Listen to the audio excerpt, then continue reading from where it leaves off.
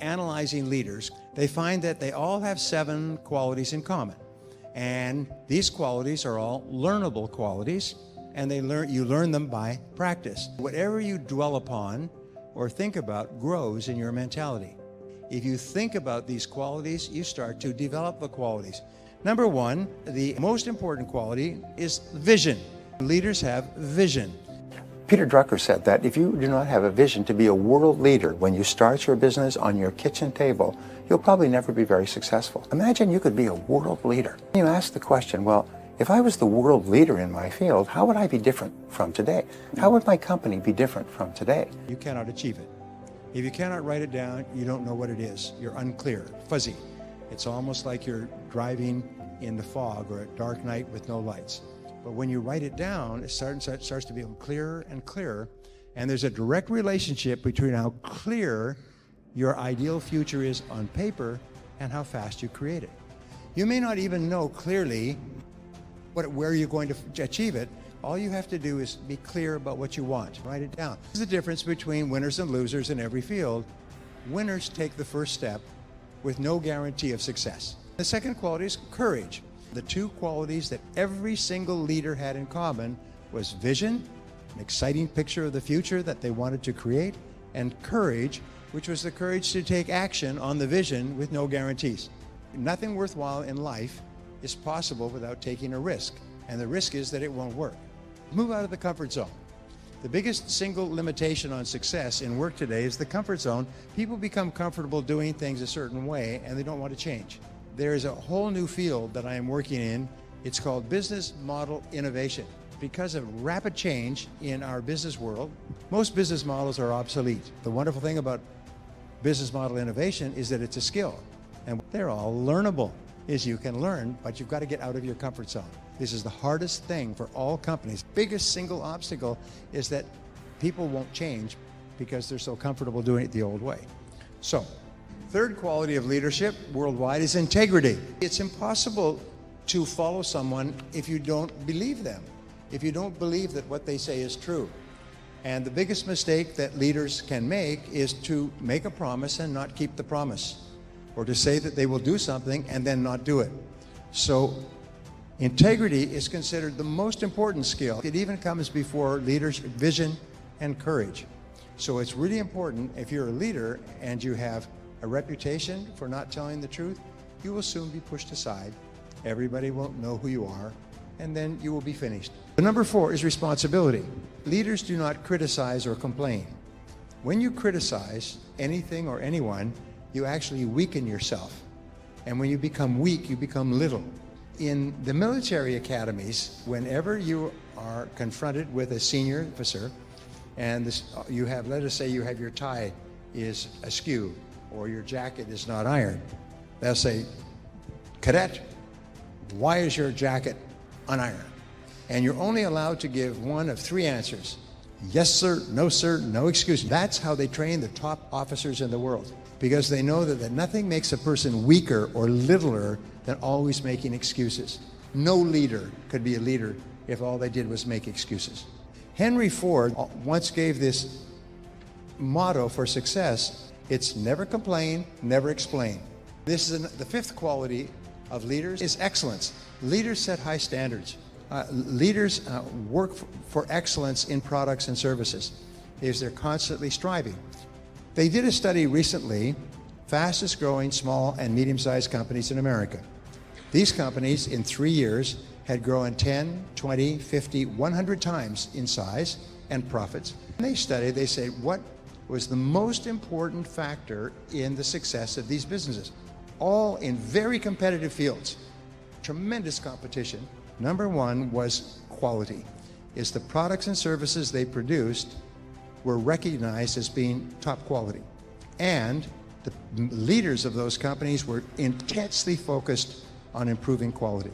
Every day they're looking for ways to improve their products and services and the way that they take care of their customers. And sometimes one small change makes a tremendous difference. So, number 6 is communication. Leaders are good communicators. Those who lead are the ones who can clearly talk about what they believe. Let's imagine that we're out on a tour, a 3-hour tour on a boat, and we get stranded on a desert island. Well, one of us stands up and says, I will lead. We want to follow the second guy. The only thing we have is his conviction, his absolute belief in the existence of that world that we cannot see, and his ability to put that future state into words that we're drawn to, and we will volunteer to go with him, maybe even take personal risk. The irony is our own survival depends on our ability to help each other. This is the irony. And here we go, we have to cross rivers and go around boulders and chop down trees, and eventually we come to where he said the fishing village is, and there's no fishing village. And he turns to us and says, I believe there was a fishing village, but that doesn't matter, because look what we were able to do. We were able to get through that forest together. That's called leadership. When people believe what you believe, they will work for you with blood and sweat and tears. When they don't believe what you believe, they work for your money. The seventh quality of leadership is action. The action orientation is the critical thing. If a person takes action quickly on a new idea, the chances are they're going to be successful go up by hundreds of %. When you take action, you get 3 benefits. The first benefit is that you get feedback, which enables you to self-correct. And all of life is a process of experimenting. Second of all is you get ideas. It makes you smarter. It activates more of your brain. Sitting there passively doesn't do anything, but taking action actually sort of lights up your brain like a Christmas tree. And the third factor is that taking action gives you confidence. The more confidence you have, the more creative you are, the more energy you have, the happier you are. You feel like you're in control of your life. You feel powerful. And that is why the top 20% of people in every society and business are proactive. They're constantly taking action. The bottom 80% are passive, they're waiting for someone else to come and tell them what to do. And so since you are highly proactive, you're obviously in probably the top 10% of your field. And the people in the top 10% are the ones who make all the progress. Maybe not in the short term, but in the long term. Is a person who acts like a leader is a leader that minute. So a person can go from being a passive person, a follower, to being a leader in one instant. All you have to do is begin to act like a leader. You think like a leader and act like a leader. Number one, your personal leadership ability is the major limit on what you can achieve. Because what you do is you set a goal and you make a plan and you work on that goal every single day. That's pure leadership. When a team is in trouble, they don't fire the players, they change the coach. When a company's in trouble, they don't fire the staff, they bring in a new leader. A new leader can transform an organization. Number two is leadership is the ability to get results. You get the results that are expected of you. Well, you get the results that you have committed to get. If you start your own business, the results you've committed to getting are making sales and generating profits to provide for yourself and your family and so on and so forth. So results are the key. So like a semicolon or a colon, there's a one-to-one between leadership and results. So you can be a leader without followers. You don't have to have a team to be a leader. As long as you're getting results, you're a leader. Third is leaders have a clear vision of the future. The top 10% of people have a very clear idea of where they're going. They have clear goals and clear plans that they're working on. Drucker said that leaders think about the future. A vision is an ideal future picture. Helps the company decide what they should be doing more of, what they should be doing less of, what is consistent with their philosophy and their values, and what is not. So it's very important that individuals and organizations sit down and think through what the vision should be. Decide what's right before you decide what's possible. Imagine that your company is now perfect in every respect. It has the finest people, products, processes, and services. What would it look like? What would it stand for? Allow yourself to play with this idea. This is called blue sky thinking, and it's practiced by all peak-performing executives. They allow themselves to dream and to visualize what the very ideal would be. Leaders expect to fail over and over again. They don't like it, they don't want it, they avoid it if they possibly can, but they know it is an inevitable part of moving forward, but they're willing to take it. They're willing to take the pain in pursuit of success. You'll find that successful people fail far more than unsuccessful people. Successful people hate the failure and they don't like the risk, but they take it anyway because that's the price. So therefore, when you have a situation where you have to take a risk, do everything possible to mitigate your risk. Interesting discovery, successful entrepreneurs are not risk seekers. They are very clever risk avoiders in pursuit of profit. They're not out there throwing their money around like gamblers in Las Vegas. They're very careful with their money. They know that in any case, a good friend of mine said 2/3 of your investments, no matter how much due diligence you do, will not work out. but you have to minimize your losses with the best information and maximize your profits. Don't ever be afraid of taking a risk in the pursuit of success. Number 2 is to market and innovate. Always looking for faster, better, newer, more original, different, cheaper ways to get the job done more effectively for yourself and your organization. Encouraging people to be creative means encouraging them to come up with ideas and never raining on their parade. The Japanese employees of large corporations generate 100 times the number of ideas that employees of American corporations generate. And you know the reason? The reason is because every single idea is respected, and every single idea is encouraged, and every single person with an idea gets an opportunity to try it out on a small scale. In American corporations, however, when somebody comes up with an idea, everybody takes turn dumping on the idea and pointing out all the holes in the ideas. So welcome ideas and encourage creativity. Allow people to come up with even ridiculous ideas and just listen to them. 3, set priorities and work on key tasks. There's always 100 things that you can do, but the ability to set priorities is one of the most important of all skills that we have as an adult. Number 4 is focus and concentrate where superior results are possible.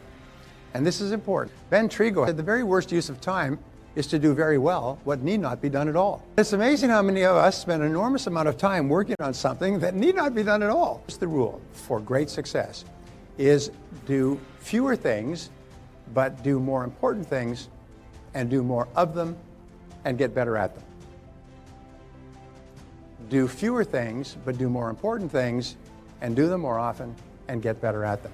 And that alone will double your income. Number 5 is solve problems and make decisions. Your ability to solve problems is usually the critical factor in your promotion, your income, your success, and so on. Colin Powell said that leadership is the ability to solve problems. Between you and any goal you have, especially a financial goal, the only thing that stands between you is problems.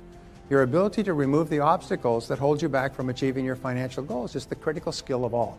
Thinking, defining the problems clearly, defining the solutions clearly, picking the most important solution to the most important problem and taking action on it and working on it and expecting it not to work a few times until you finally break it through. Number 6, lead by example. Be a role model. Once you take the roles, everybody is watching you, and your job is to be a role model. Kant said, live your life as though your every act were to become a universal law. As a leader, if you set high standards for yourself, you will be, by extension, setting high standards for others. Remember, everybody watches you. You're the standard bearer. You know, if you have children, what they found in psychology is that children are more influenced by your example than by anything else that you do or say. Well, anything else that you say. Number 7 is perform and get results. What can you and only you do that, if done well, can make a real difference? Sometimes it's a decision you need to make, or a customer you need to call, or a sales plan you need to initiate. But there's always something that you and only you can do.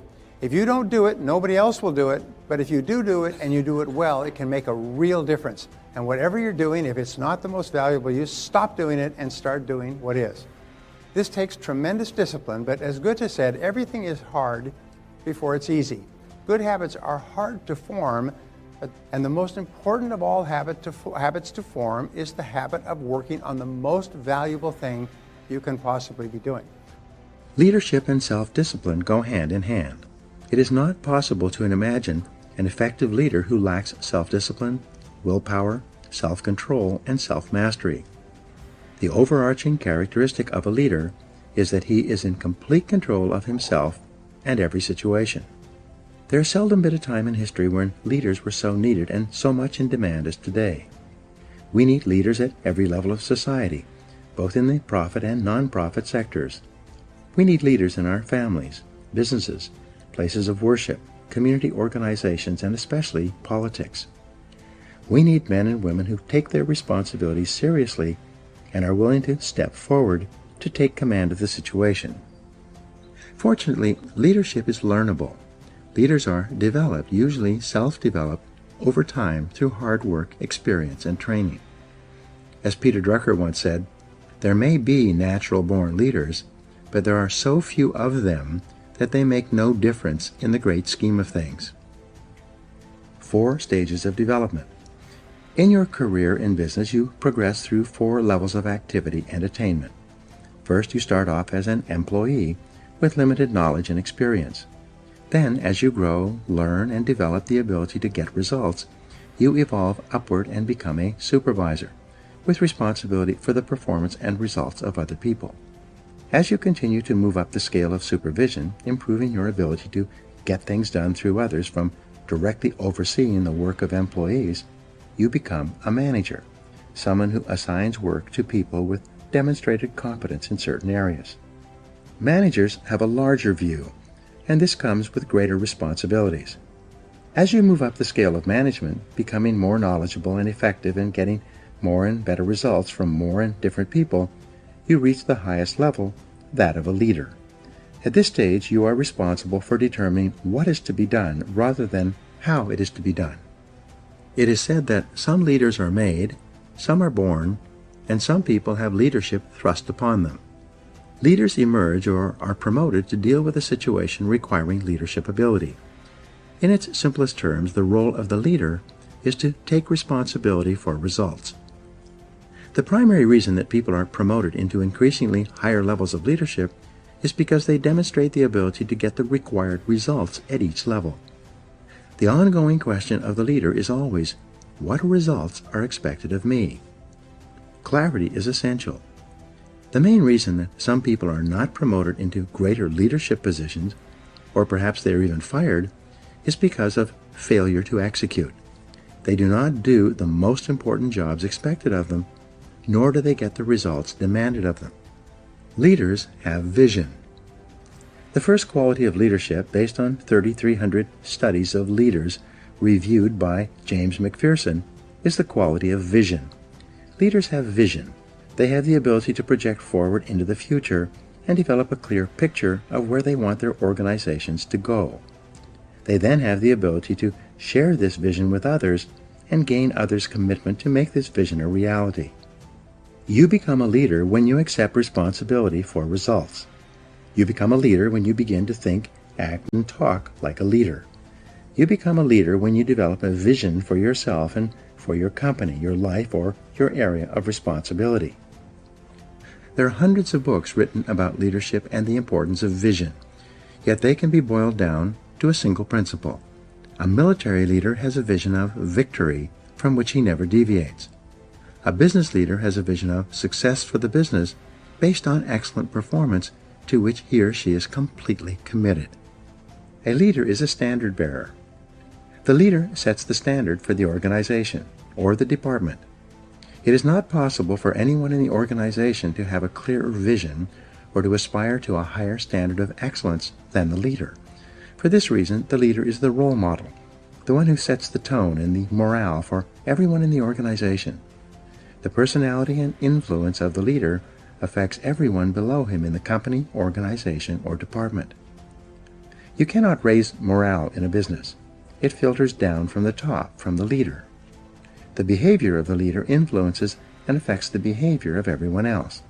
If the leader is positive, confident, and upbeat, everyone in the organization will be influenced by his behavior and will be more confident, positive, and upbeat as well. Walk the talk. When you become a leader, you must discipline yourself to be leader-like. You must walk, talk, and act the part of a leader. You become a different person with different responsibilities than a manager. When you are working your way up, you are a part of the staff or the sales team. When you become a manager, you are part of management. This means that when you are part of the staff, your orientation is upward and sideways. But when you become a leader, your orientation is downward, toward all the people for whom you are responsible. Perhaps the most important behavior of a leader is for you to discipline yourself to be a role model. Imagine that everyone is watching you and patterning everything they do and say based on your behavior. When you become a leader, you no longer have the luxury to let it all hang out. From the time you are promoted into leadership, you have a special responsibility to discipline and control your words and behaviors in such a way so that you bring about the very best possible results for your organization and for other people. Set the standards. The leader sets the standards for the organization's behavior, quality of work, personal organization, time management, and appearance. In excellent organizations, the leader is the person who everyone looks up to and wants to emulate. In most cases, the leader works harder than others in the company. The leader appears to be more committed, more determined, more courageous, more visionary, and more persistent than anyone else. The leader sets a tone that everyone wants to emulate. The leader also sets the standard for how people are treated in the organization. When the leader treats people with courtesy, consideration, and concern, it quickly becomes known that these are the standards to which others must adhere. Set values and principles. In addition to a clear vision for the organization, the leader must have a set of values and organizing principles that guide behavior and decision-making. Everyone must know what the leader and the company stands for and believes in. The job of the leader, then, is to articulate this vision of excellent performance within the constraints of high ethical standards at all times. He or she must walk the talk and live the values and behaviors he or she teaches. The very best standard for a leader is the golden rule: do unto others as you would have them do unto you. For example, when Jack Welch was the president of General Electric, he encouraged managers to treat each employee as if that employee might be promoted over his head sometime in the future, and he might find himself working under the person who is now working below him. This way of thinking assured that managers treated their staff with a high degree of respect and courtesy. 7 Principles of Leadership.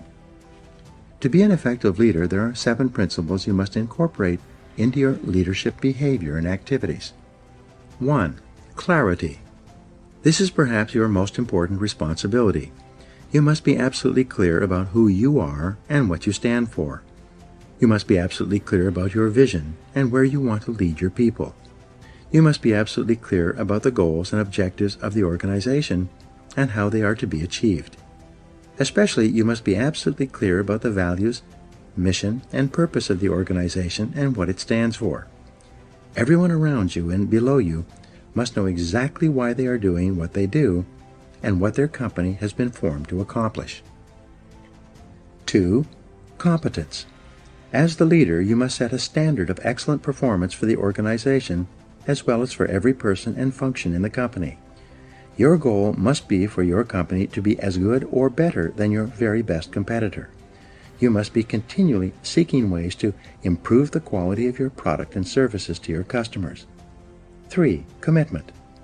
The leader is absolutely committed to the success of the organization and believes completely that this organization is the best in the business or will be the best in the future. This passionate commitment to the organization and to success and achievement motivates and inspires people to do their best work and put their whole hearts into their jobs. 4. Constraints. The job of the leader is to identify the constraints or limiting factors that set the speed at which the company achieves its most important goals of revenue and profitability. The leader then allocates people and resources to alleviate those constraints and remove the obstacles so it can perform as one of the best in the business. 5. Creativity. The leader is open to new ideas of all kinds and from all sources. The leader is continually encouraging people to find faster, better, cheaper, and easier ways to produce excellent products and services and to take better care of customers. Number 5. Continuous learning. The leader is personally committed to reading, listening, and upgrading his or her personal knowledge and skills as an executive. The leader should attend additional seminars and courses to improve his or her skills and abilities. At the same time, the leader encourages everyone in the organization to learn and grow as a normal and natural part of business life. The leader provides time and resources for training and development. The leader knows that the best companies have the best trained people, the second best companies have the second best trained people, and the third best companies have the least trained people and are on their way out of business. Number 7 is consistency. The leader has the self-discipline to be consistent, dependable, reliable, calm, and predictable in all situations. One of the great comforts of business life is for an employee to know that the leader is completely consistent and reliable. An effective leader does not change from day to day. The leader is not blown in the wind by each new situation or problem or emergency that arises. Instead, the leader is calm, positive, and confident, especially under pressure. The inevitable crisis. The only thing that is inevitable in the life of the leader is the crisis. When you rise to a position of leadership, you will experience crises repeatedly, crises that are unpredictable, unbidden, and often capable of seriously damaging the organization. It is in the crisis that the leader demonstrates his competence. In times of crisis, the leader becomes calm, cool, objective, and completely in control. The leader asks questions and gathers information. The leader assesses the situation accurately and makes whatever decisions are necessary to minimize the damage or cut the losses. Great leaders discipline themselves to keep their fears and misgivings private. They do not share their concerns with their staffs, knowing that this can cause confusion and loss of morale. Instead, the leader asks a lot of questions, probes deeply into situations so that he or she understands them thoroughly, and keeps his or her feelings private. As far as the members of the organization are concerned, the leader is always calm, positive, relaxed, and in complete control, no matter what is happening. Self-control and leadership. There's a direct relationship between your ability to discipline yourself and your behaviors and your readiness to lead. It is only when you prove to others that you are in complete control of yourself that they develop the confidence to put you in a leadership position and keep you there. The leader realizes that everything he says to or about another person is magnified. The leader therefore praises and encourages people, both in their presence and when they are not around. He never says anything negative that could be misinterpreted or that could demotivate or offend another person. If he has problems with someone, he addresses them privately, out of sight and earshot of anyone else. Leadership qualities. Leaders discipline themselves to plan, prepare, organize, and check every detail. They take nothing for granted. They ask questions to ensure that they have a complete understanding of a situation, problem, or difficulty. Great leaders act as if they own the entire company. They accept a high level of personal responsibility. The leader never complains, makes excuses, or blames others for problems. Leaders are intensely action-oriented. They gather information carefully and they make the decisions that are necessary. They set measures and standards and hold others to them. They insist that the job be done quickly and well. Leaders rise to the top. Leaders rise to the top of an organization as cream rises in milk. When you accept complete responsibility for getting results, concentrate single-mindedly on completing your most important tasks, continually upgrade your knowledge and skills as well as your ability to contribute value to your company, and treat other people with kindness and consideration, you will emerge as a natural leader. As you demonstrate your ability to make an increasingly valuable contribution to your organization, people above, below, and on both sides of you will want you to be promoted into leadership and will support you when you reach that position. One of your primary aims in life is to walk, talk, act, speak, and treat others as a leader would. Eventually, your position will be equal to your performance.